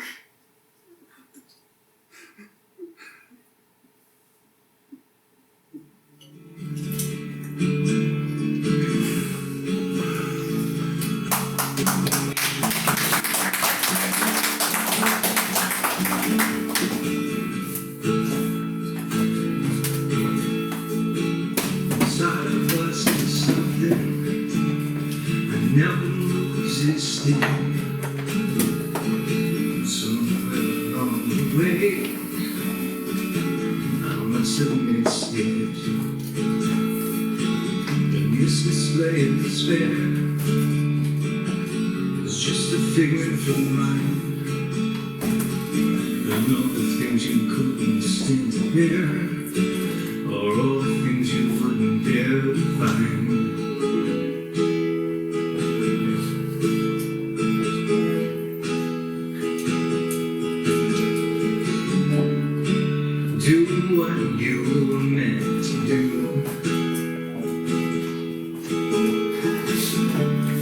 Don't Don't be afraid to make your dreams come true.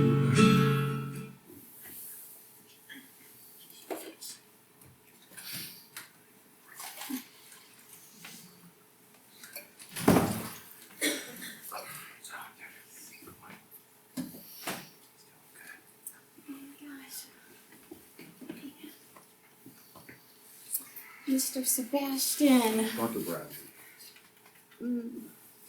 I'm pleased to report that your treatment is going exceptionally well. If your recovery continues to proceed at this rate, you'll qualify to return home in 10 to 14 days. Doctor, that's wonderful. That's such wonderful news. I was afraid. You know, when Jake doesn't like to be in the hospital any longer than is strictly necessary. In 2005, he had appendicitis and was in for a week. He was fit to be tied. You say he might be discharged in 10 to 14 days. Mm-hmm. Knowing Jake, I'll make it 5 days. Yeah, Jake being Jake, it's always a struggle for him to keep his competitive nature under control. This one, he's quite some guy. I want to share something with you guys that I put together in the last group session. There once was a drinker named Jake, whose imbibing became hard to take. Through hangovers and pain, said his friends, it's so plain, you're killing yourself for God's sake. You know, I never would have done this on my own. After I leave Eskridge, I'm never drinking again. I've taken my last drink. Oh, Jake, you don't know what that That's the Jake Sebastian I know. Mr. Sebastian, all our patients should be as focused and cooperative as you've been. You've made extraordinary progress. When Jake came to the clinic, I believe he was finally motivated to do something about his drinking. He was doing things he couldn't remember, and people would have to tell him what happened afterward. Yeah, Jake just needed a helping hand to get himself back together. You know, as my mother was fond of saying, a good cake always rises to the top of the pan. Oh, Milan. Mr. Sebastian, I don't know if you realize this or not, but you've received more cards and letters than any patient ever has at the clinic. No one on the staff has seen a greater outpouring of concern for a patient. Wow, knowing that people care about you, that's got to be one of the great satisfactions in life. The cards and letters that Jake received have mainly been from players he coached over the years. They said, "We're happy you went to the clinic. We hope you get better soon. We're rooting for you." Jake never realized that his players, or at least some of them, knew that he drank. And he never realized what he meant to people until those letters. Several of his players said that they named their sons after him. That really got to him. You know, all that support instilled the people in Fisk believe him to be an elitist. To them, an elitist is someone who actually reads books.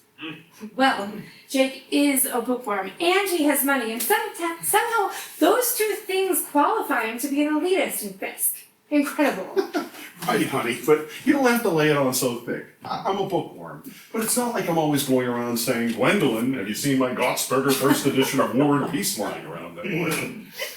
Jake may be bookish, but he would rather spend the day in the dentist chair than put on airs. He's a real Western Pennsylvania guy. Real down to earth. A real Western Pennsylvania guy has something on the ball, but he doesn't genuflect before his image every morning in the bathroom mirror. That's Jake exactly, huh? I don't know if I'm a real Western Pennsylvania guy, but I know I was a Western Pennsylvania guy with a real drinking problem. I think I drank for a lot of reasons. One big reason was that drinking was part of my life early on. Western Pennsylvania has always been a hard drinking place. My hometown was like a lot of the working class towns around here. The ratio of bars to other businesses on the main street was probably 1 to 4. Actually, it was probably 1 to 2. And then when I went off to college, I drank a lot. When I came to Fisk, I had a very active social life. Alcohol was everywhere. You told me that after you stopped coaching, you believed people didn't like or respect you anymore. I was angry at the school, at the administration, at all of Fisk really. But then I thought I brought this on myself, and that's when I started drinking for a reason. I wasn't worth a bag of candy corn after I was fired. What do you think turned things around for you? First of all, my wife and Milan.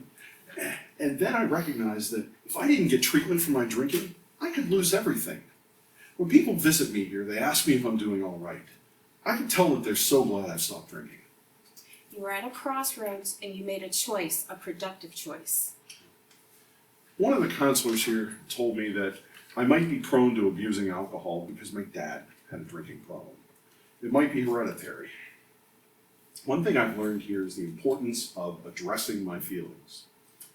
I had to write a letter to my dad about our relationship and all the things we never said to each other. My dad died back in 2003. And writing that letter was just about the hardest thing I've ever had to do. But it made me realize that I need to spend my time better with you, be more open with you. I'm not very good at that. It's just not my nature. I don't open up to people. But I need for you to know now how much you truly need me. I love you, Lynn. I love you too. Is there anything else you want to do differently? Yes, I want to try harder to pay back for what's been given to me. When my players say that they're so grateful for the influence I've had on their lives, I want to do something, do more in return for that gratitude. I've thought about this a lot, and I'm going to start a scholarship fund at Fisk. I want to help Fisk athletes further their education. I want those players who named their sons after me to be proud of that. You know, Mr. Sebastian, we have a football connection. Oh? I was a cheerleader at Jaspertown High School in Western Maryland. Our big rival in football was Dodd High School. Oh, we viewed them as a bunch of hicks. And when we played Dodd, we had this cheer. Oh, we thought we were so clever. Dodd's got a team. Yeah, man. What kind of team? A mule team. Dodd's got a coach. Yeah, man. What kind of coach? A stage coach. Dodd's got a field. Yeah, man. What kind of field? A Chester field. Dodd's got a band. Yeah, man.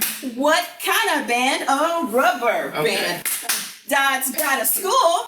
Yeah, man. What kind of school? A reform school. Okay. Yes.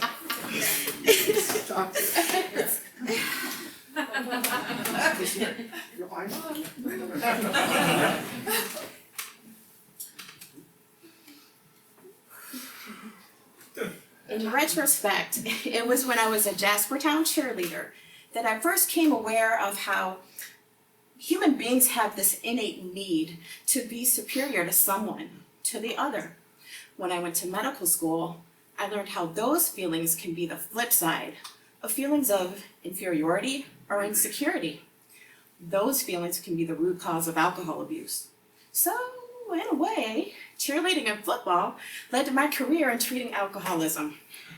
Well, if that's the case, Dr. Bradley, I sure am glad you were a cheerleader. Jesus, it's made all the difference in me. Spend my life making something from nothing, writing down dreams, not holding any. I promised myself I'd have to struggle. Work on so someday, somehow it would came. Time goes, where to, I don't know. Time goes, flying down. Don't you know I'm a work in progress, trying hard not to lose my way. Don't you know I'm a work in progress, even a little bit better, but every day.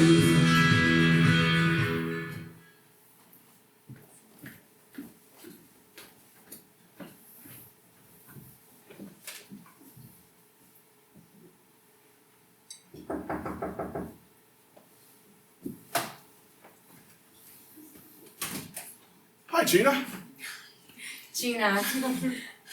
Hi, Mrs. Sebastian. Can I get you some coffee? Sure. Thank you both for agreeing to see me. I'm the one to to talk with you about things for the longest time, but I didn't have the guts to do it till now. And I know I'm not the sharpest knife in the kitchen drawer, but I don't bullshit myself. And my mother always says confession is good for the soul. So, first of all, I want to say to you, Coach, that I'm so sorry I went along with the other school board members in voting to fire you. I allowed Wayne Taylor to con me and vote that way. Wayne Taylor told me you had done nothing to help Danny get into Westminster, and I was just dumb enough to believe that lying liar. Oh, I realized he was a lying liar a few months later when the Westminster coach called Danny, and he said he was so impressed by your endorsement of Danny that he asked Danny to try out for the football team in the fall. And then a few weeks later, Danny got the letter he'd been accepted at Westminster, and I don't know if you know this, but Danny loved playing football at Westminster, and he's graduating with honors this spring. Yeah, I knew. And I know none of it would have happened without your help, and I want to say that I'm so sorry. I want you to forgive me for doing you wrong. I'm just so ashamed, and you don't know how sorry I am. It's all right, really. Look, I don't want to sound like St. Jacob the Divine Graciousness, but I believe you and the rest of the school board actually did me a favor by removing me as athletic director and football coach. When I look back, if I hadn't been fired at Fisk, I don't know that anything would have changed or if I would have stopped drinking. Sometimes it takes nothing less than a punch to the solar plexus to overcome inertia and change a pattern of behavior. You know, all of us can be stupid, just stupid in different ways. You can be a genius artist, but stupid about money. You can be a brilliant physicist, but a stupid parent. I had success as a football coach, but I was so stupid about drinking. When I was a boy, I believed that brown cows made chocolate milk. I had an excuse then. I was 7 years old, but when I was an adult and I should have known better, I was so stupid about drinking. I couldn't get it through my thick skull that alcohol was ruining me. People like me who resist dealing with their demons end up with their demons dealing with them. I know what you mean. I felt so damn guilty about the part I played in your firing. I wasn't fit to live with for a long, long time. I'm glad you finally got a hold of Jake. Gina had been trying to reach you for days now, and she ended up calling me and saying she wanted to see you. And I told her that you're harder to reach on the phone than President Obama. You have your cell phone off so much of the time. To you, the cell phone is the invention of the devil. I don't want to become like some people that become addicted to cell phones. It's getting to the point where dentist offices need to have cell phone chargers rather than magazines. Anyway, I'm glad we're talking now. You are? Absolutely. Hey, do you remember Rennie Barnes? He and Danny were both seniors on the team back in 2013. I ran into Rennie on Main Street, and you know what he told me? He said when he played for Fisk, he was addicted to opioids, and I never knew it. Me neither. Well, it's been 4 years since I last coached, but it seems more like 100. When I look back, I wince at my hypocrisy. I knew opioids were a problem at Fisk, and I used to rail on my players not to use them. And here I was, guilty of my own substance abuse problem. Well, all I can say is you did a lot of good at Fisk. A lot of good. And Danny says your players believe that too. Thank you, Gina. You are a booster shot to my self-esteem. I am so glad. Like I said, I went through some terrible times after you got the axe. The only consolation was I gave Wayne Taylor such a hard time on the school board after. I think it forced that bastard to take another job out of state. I'm kind of proud of that. I don't know if you know this, but Wayne Taylor left Fisk last spring. How fast things can change. Most of the people running the school board or school district weren't even around when you were the football coach and athletic director. Oh, have you met Glenn Norton, the new Fisk school superintendent? No. His first job in education was a math teacher. Get this, Shanapin. Oh, no kidding. I'll have to share that with Milan and Toth. He will get a kick out of that. Oh, I like Glenn Norton. He doesn't have a refrigerator up his ass like some big shots. He is concerned that the teenagers at Fisk have guns and drift into crime. He says if things keep getting worse, the Fisk High School senior yearbook's gonna have 2 pictures of each graduating senior. One front view and one profile. I like that. You can joke about a problem, you can certainly like it. For sure. Oh, last week the tires on my mother's car were stolen. You know what she said? She goes, somebody rotated my tires for me. They rotated them from my car to his. Good for your mother. You need a sense of humor to live in Fisk these days. We always have to try to change things and make things better, no matter how hard they are. We always have to try. I gotta say, the one thing I always liked about you was your perseverance. Although I must admit, I don't like that you have all this money. I blamed the Yuns and the rich for getting richer and the Fisk for getting poorer. It's the rich that moved the jobs overseas and weakened the unions and hurt the people in this town. I look around and I see these money-hungry doofuses ruining the country, but after what I did to you, I'm trying to get over that. I'm trying real hard to think a bit different. Well, you are to be applauded. I know how hard it is to change a mindset. I guess at times, all of us really know nothing. I mean, we all think we're Alvin Einsteins, but like I said, I always liked your perseverance. You need perseverance to get along in this life. Try, never lose hope, always get up, always do your best. Try. Well, you know Jake, it's always damn the torpedoes, full speed ahead. Well, now that I've gotten the hard part of my visit out of the way, I do want to get to the good part. On behalf of the school board, I would like to invite you to give the commencement speech on May 31st at the Fisk High School commencement. It's a way to kiss and make up and finally recognize you for all the good you did and the great coaching career you had. I'm so grateful, and I would love to give the commencement address. Gina, if I know Jake, he'll practice that speech so much that by the time of commencement, it will be engraved in his mind like granite. Damn the torpedoes, full speed ahead. Oh, and I'm sure a lot of your football players would love to come and hear you give your speech. So if it's all right with you, I'll spread the word. I would be touched if my players were there. Oh, great. I will tell Glenn Norton right away you'll give the commencement speech on May 31st. Well, I'll be going now. Okay. Oh, I prefer hugs these days.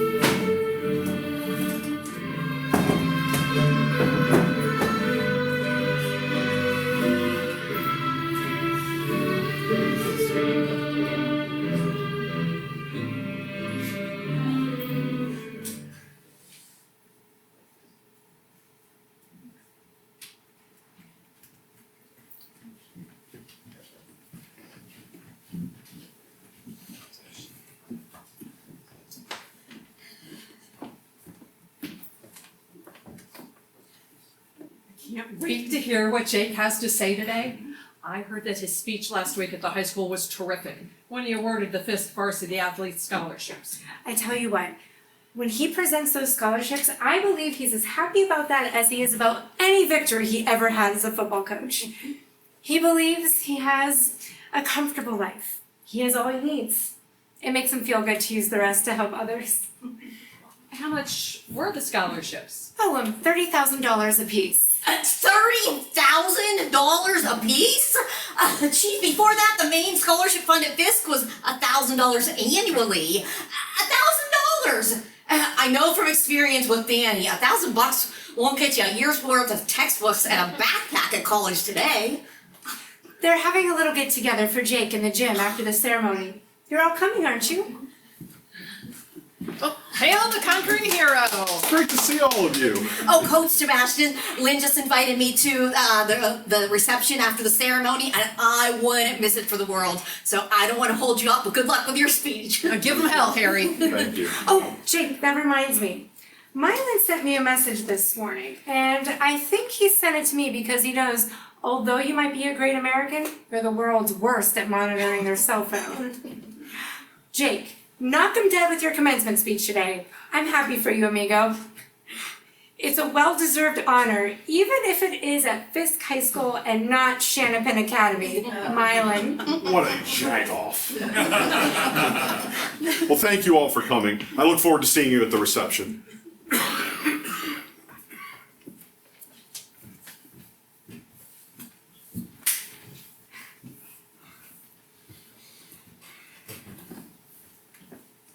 Last week at the scholarship ceremony at the high school, I looked down at all the students, all these bright young faces, and thought how I've always been beholden to the benevolence of young people.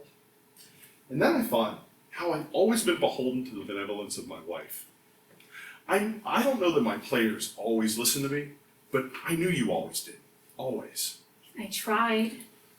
There's an old joke about a Western Pennsylvania husband who wasn't a touchy-feely guy, but who loved his wife so much that he almost told her he loved her. I just want to say straight out, I couldn't have done better than to have you as a wife. I am so lucky to have done so well. Thank you for not giving up on me. Give yourself a little credit. More than a little credit. A good husband always forgives his wife when he's wrong. That's very good, Jake. Aren't you fortunate to be alive today of all days? These precious fleeting flashes of time. They're a bounty for you to possess and cherish. To possess and cherish. I think I gave up on drinking too late in life. But I don't miss alcohol. I really don't. Mere alcohol doesn't thrill me at all. You know, it's strange, but now that I'm sober, I still feel a void. I suppose that, hey bartender, last call for alcohol, help me make it through the night torch song is never silenced completely. There's no shortage of ways to ruin your life. Alcohol, drugs, gambling, you name it. I nearly ruined mine with alcohol, with wrong choices time after time. Don't beat yourself up, Joan. That's my job. Oh, really? But what aggravates me is, Emerson said, every artist was at first an amateur. For so long, I was something of an amateur artist as a person. I don't think I met anyone who might consider Rembrandt as a person. To me, you're like the rivers around here. My father told me that before I was born, the rivers were a polluted fluorescent green color.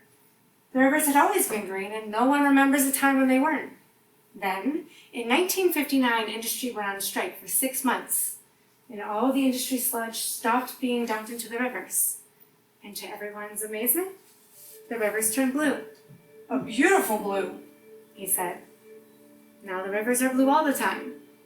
Or at least most of the time. Wait a minute. I'm like a river? You're a river that's gone from green to blue. I'm a river. You're bluer and cleaner than ever. Trust me, Jake. If I say you're a river, you're a river. Oh. Damn the torpedoes, full speed ahead. Damn the torpedoes, full speed ahead. Damn the torpedoes, full speed ahead.